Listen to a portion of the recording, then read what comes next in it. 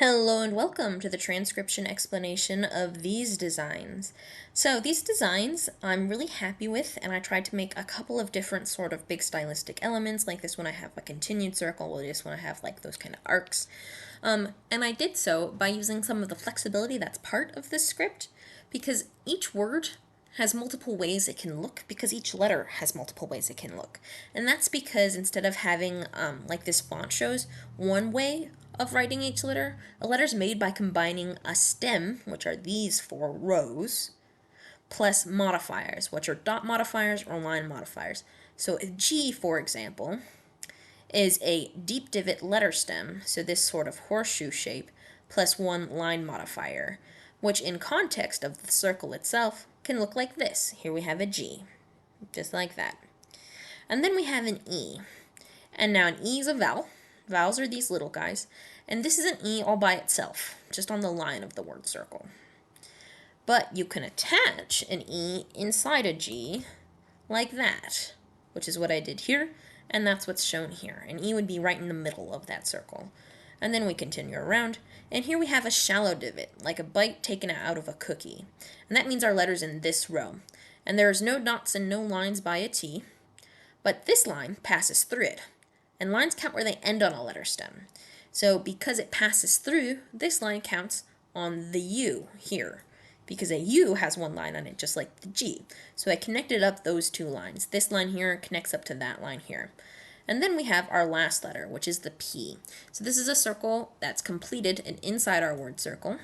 And there's this line here and this line here. So these are the two lines on the P. I just have them curving around to make that kind of like orbiting ring thing. So this would be get up, and then we have this word, again, starting here. Oh, I should talk about word order and sentence structure. You start reading at the bottom and you go counterclockwise. That's noted here. There's also a start marker, which is optional in a design where it can be oriented like right side up, and you can, like on a tattoo, you can just point and be like, this is the bottom, this is where it starts. That's what this start marker does. It's particularly useful if these were to be like a sticker or a magnet or something that can spin or move by itself. But there is still some style that you can do with these little guys, like if I make them pointy or normal or whatever. But anyway, so here we have our start marker here, which means first word, second word, and first letter of our first word is here. So that would be an N. An N is a lot like a G because they both have one line. They're in the one line column, but here's the N because it's in the same row as the P.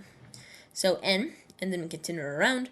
Here's a little guy, and it's inside the word circle. It's an O. I could have put the O like a bead on a string attached to the N, so like that, there. But I didn't. I wanted it to fill the space here. And then we continue around to this T. It's a shallow divot, no modifiers, just like this T. And then we have our word circle here, again starting at the bottom, going counterclockwise. Here's a completed circle on the line of our word circle. So this guy here. And there are two dots by it, making it a Y. And then we have an E, and this E is attached to the W. Sorry, not the W, the Y. And if we do that, it looks like that. The E is inside it, right there on the line of the word circle. And then we have the T, a shallow divot with, again, no modifiers. So yeah, that is how these two are read, and I hope you like them. Thanks, bye.